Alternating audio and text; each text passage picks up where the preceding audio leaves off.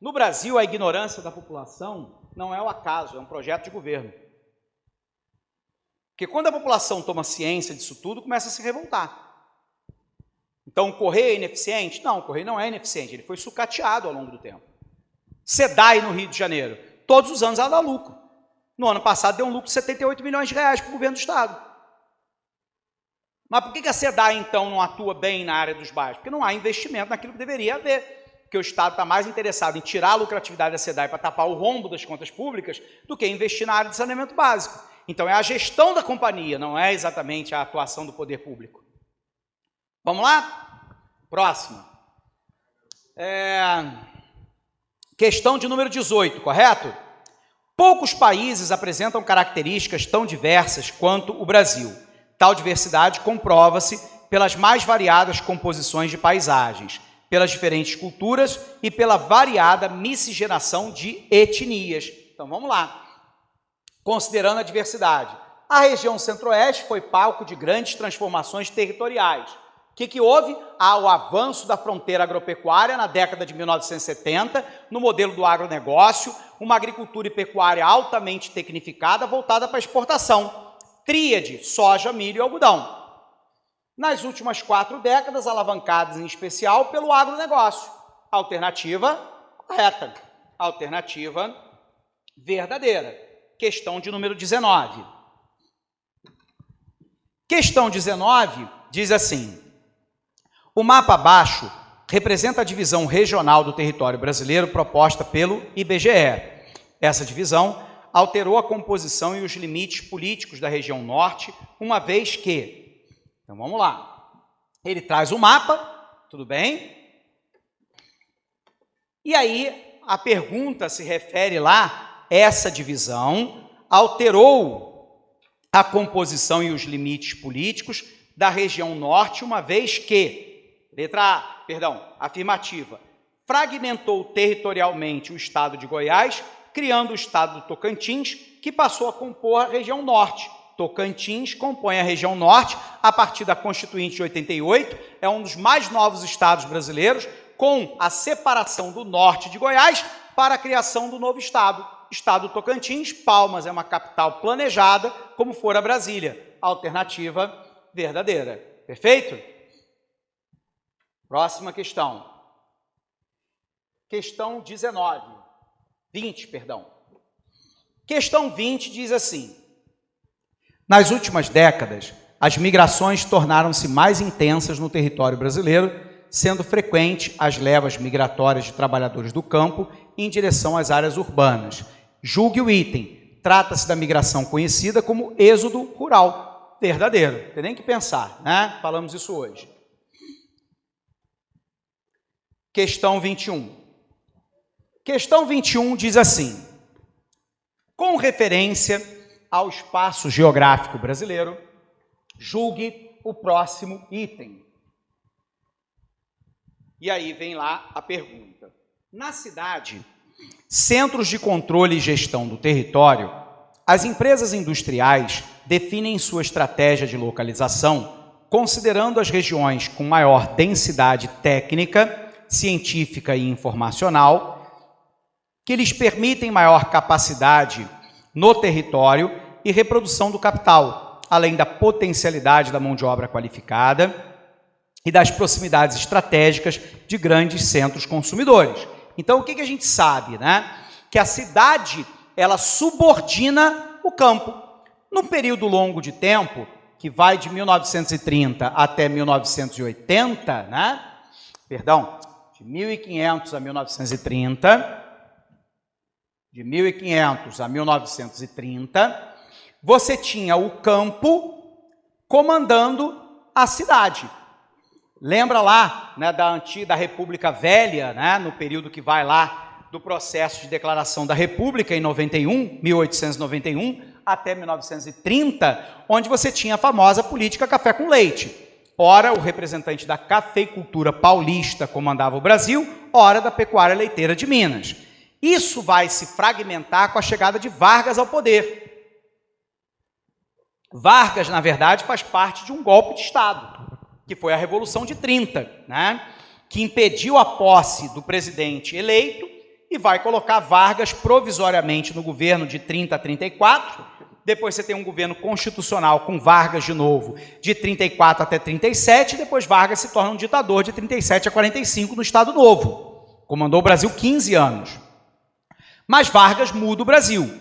A partir da década de 1930, e se consolidando, sobretudo, a partir da década de 80, a gente vai ter até os dias atuais uma inversão, né?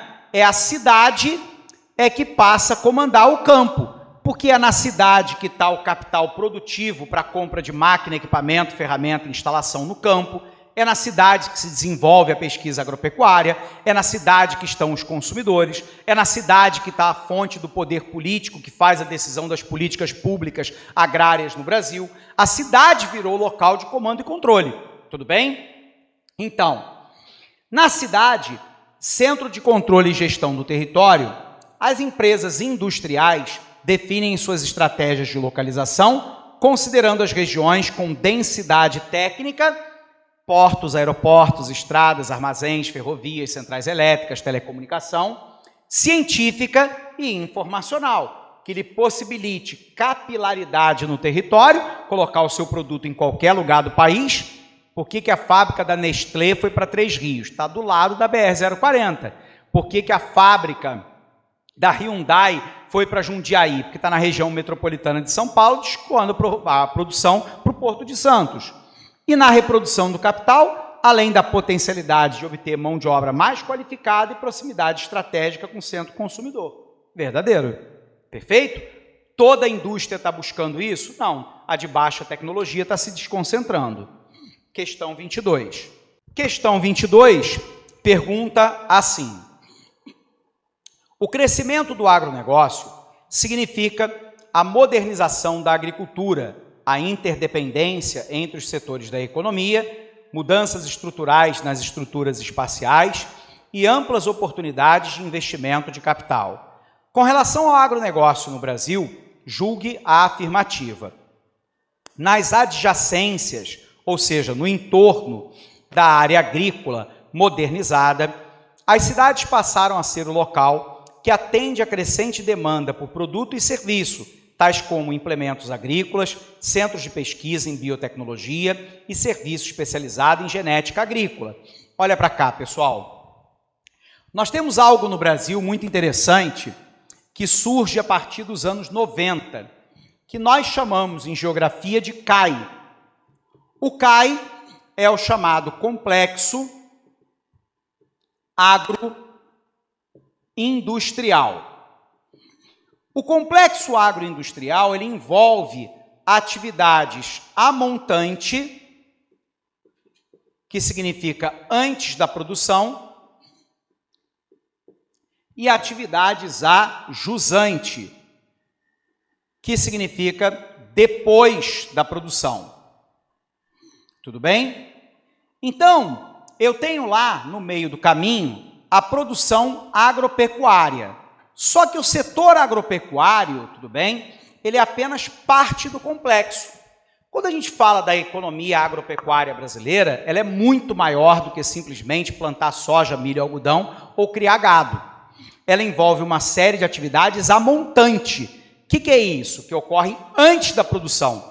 Melhoramento genético, venda de sêmen, separação de óvulos, trabalho de médico veterinário, de engenheiro agrônomo, de engenheiro agrícola, de técnico agropecuário, venda de cerca, mourão, trator, colheitadeira, semeadora, ordenha mecânica, pulverização aérea, drone que controla a produção. Tudo isso acontece antes da produção agropecuária, tudo bem? Aí eu tenho a produção agropecuária propriamente dita e eu tenho uma série de atividades que acontecem a jusante. Transporte, comercialização, beneficiamento e armazenagem. Então eu preciso de silos, de armazéns, eu preciso de sistema de transporte ferroviário ou rodoviário, eu preciso de transporte marítimo ou fluvial, eu vou precisar de beneficiamento.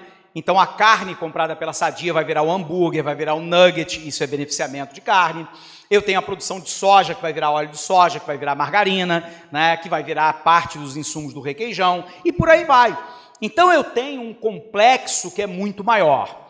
Qual é a grande questão no Brasil, né? É que o Brasil, ele voltou a ter o setor primário, porque isso é o setor primário, né? Nesse caso aqui envolve a agricultura e a pecuária, como principal atividade econômica de exportação. Qual é o problema, né? É que produtos do setor primário, primeiro, são produtos de baixo valor agregado. Segundo, que sofrem forte oscilação de preço e de demanda. E terceiro, depende de fatores exógenos, que são fatores externos que eu não controlo. E é por isso que nenhum país desenvolvido do mundo baseia o seu desenvolvimento no setor primário. Os Estados Unidos são um grande país produtor de soja, milho, algodão, né? Eles produzem, inclusive, mais álcool que a gente a partir do milho. Mas lembrando que a tecnologia de produção de álcool é brasileira e que a cana-de-açúcar produz 5 vezes mais etanol do que o milho. Mas os caras conseguem produzir mais etanol do que nós e nós viramos importadores. Então, no entanto, embora os Estados Unidos, a Austrália, a própria Rússia sejam grandes produtores mundiais, eles não baseiam, né, o seu desenvolvimento nessa área. Primeiro que é um produto de baixo valor agregado. Sabe aquela história que disseram pra gente, o Brasil tem tudo para dar certo? Tem porra nenhuma, com todo o respeito. O Brasil é dotado de grandes recursos naturais, mas o Japão não tem nada. É um arquipélago de 3.000 ilhas, apenas 4 habitáveis, 127 milhões de habitantes, área sujeita a terremoto, área sujeita a vulcanismo, área sujeita a tsunami, maremoto, e é a terceira maior potência do mundo. 70% do solo do Japão não é agricultável. Os caras não têm nada. Como é que os caras são a terceira maior potência do mundo? Simples, porque eles calcaram o seu desenvolvimento no setor de alta tecnologia. O Brasil vende 1 tonelada de minério de ferro para comprar uma licença original do Windows. O Facebook vale mais do que a Vale do Rio Doce e a CSN juntas. O que o Facebook vende? Você. Ele coleta as suas informações e vende as suas informações. Quer uma experiência? Entra lá no teu computador, né, e procura lá, livro de geografia. Na sequência, abre o teu Facebook. Vai ter uma porrada de propaganda. Ele vende você. Baixo valor agregado, produto que é vendido pelo Brasil. Forte oscilação de preço e demanda, porque o Brasil produz soja, milho e algodão, mas lembre-se, os Estados Unidos também, o Canadá produz, a Austrália produz, a Argentina produz e uma porrada de países do mundo também produzem. Então, o que acontece? Vamos pegar um dado para você dizer que eu não sou mentiroso? Em 2007, o barril do petróleo estava na casa entre 100 a 120 dólares. Com a crise de 2008, o preço do barril caiu para 45 dólares. E hoje, o preço do barril está na casa dos 65 até os 75 dólares. Entendeu? O Brasil vendia 1 tonelada de minério de ferro em 2007 a 140 dólares. Hoje vende a 60. Metade do preço. Menos da metade. Forte oscilação de preço e demanda. Terceiro, dependente de fator exógeno. Depende de fator que eu não controlo. O maior parceiro comercial brasileiro hoje é a China.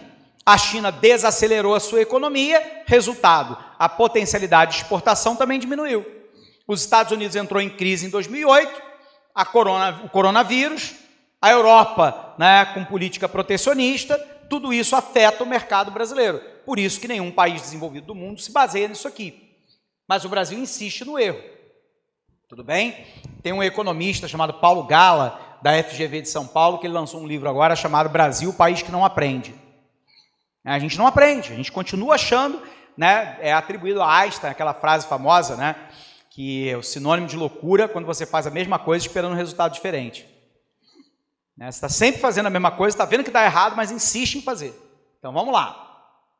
Nas adjacências, ou seja, na área do entorno, da área agrícola modernizada, as cidades passaram a ser o lugar que atende à demanda de produto e serviço do setor agropecuário, tais como implemento agrícola, centro de pesquisa e biotecnologia, serviços especializados de genética agrícola, verdadeiro. Vamos para a questão 23. Questão 23 diz assim, eu não mudei aqui, mudei. Com respeito à globalização e seus impactos sobre o setor industrial, julgue a afirmativa.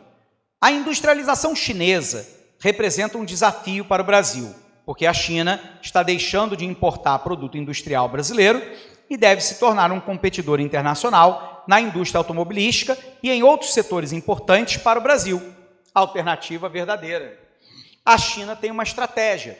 Vamos lá. Em 1978, a China era um país pobre e agrário, um país superpopuloso. A China tem 1,4 bilhão de habitantes, 7 vezes a população brasileira. A partir de 1978, com um líder chamado Deng Xiaoping, ele criou primeiro um projeto de industrialização baseado em Xing Ling, né? Borrachinha cheirosa, Pokémon dourado, boneca inflável, calculadora, pilha, né? Que ainda hoje inunda, né, a Uruguaiana no Rio de Janeiro, perfeito? Só que, você já percebeu, de lá para cá, ela começou a criar produtos cada vez de tecnologia mais elevada. Então a Huawei, que já está presente no Brasil, é a líder mundial de tecnologia 5G. A Sinovac chinesa é, né, uma das farmacêuticas mais importantes do mundo que produz o IFA, né, um insumo farmacêutico ativo da Coronavac. Ao mesmo tempo, ela colocou um homem no espaço. Poucos países no mundo fizeram isso de maneira autônoma, botou um chinesinho lá, o Blim Blim Blom, né, em volta da Terra. Essa porra não é pouca coisa, né? E ela tem um projeto de levar o primeiro chinês à Lua, né, até 2040. A China tem todo um planejamento na área de infraestrutura e logística. Resultado, de lá para cá, vamos observar, quais as empresas automobilísticas chinesas entraram no Brasil? Jack Motors, Elf, Sangyang, né? Tem outra, uma terceira, uma quarta. Mas a Jack Motors já consolidada, né? A Elf, a Sangyang, tá faltando outra. Daqui a pouco eu lembro. A Chery, lembrei. A Chery, também já relativamente consolidada, inclusive em parceria com o capital brasileiro, que é o Caoa Chery, né? Capital brasileiro e chinês. Então, os caras agora começaram a partir para a produção de produtos de maior valor agregado.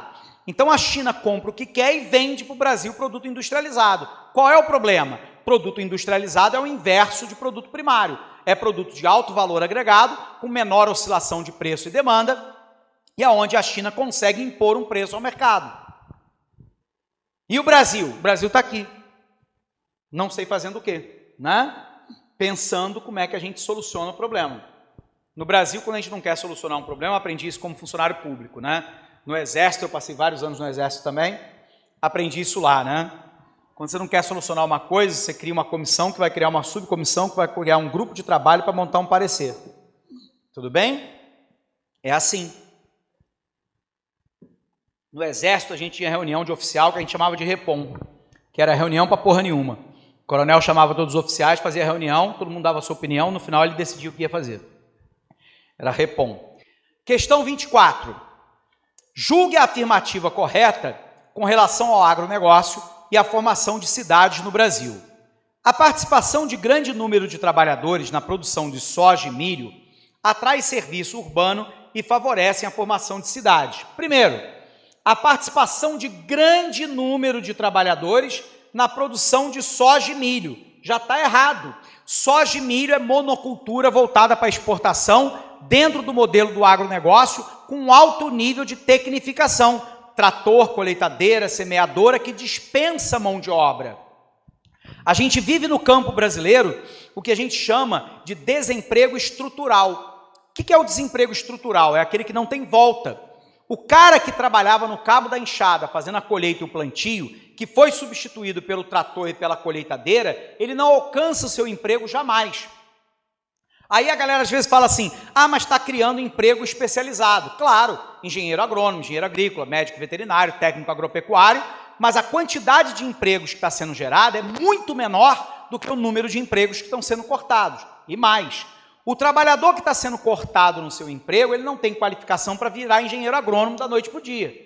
O cara está lá no cabo da enxada, não, agora eu vou fazer engenharia agronômica na rural do Rio de Janeiro. Vai o caralho. né? Tu não tem nem escolaridade, né, suficiente para isso, com todo o respeito. Mas a gente precisa ter clareza nisso, né?